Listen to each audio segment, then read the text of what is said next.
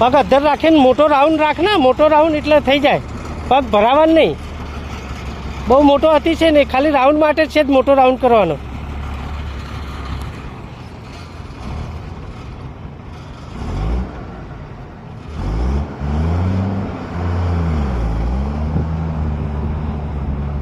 હા બસ બરાબર, એ રીતે સરસ. ધીમે ધીમે, એકદમ ધીમે ધીમે, બહુ સ્પીડ નહીં.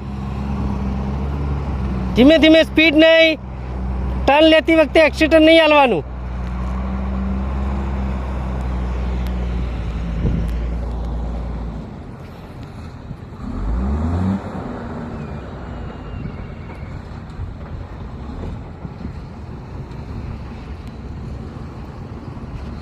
પગ નહીં અડાડવાનો બને ત્યાં સુધી. રાઉન્ડ હરખો લે.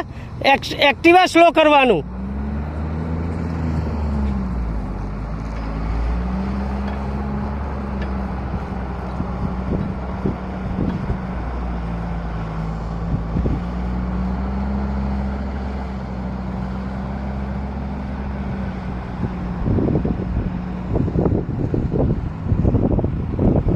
એકદમ ફ્રી.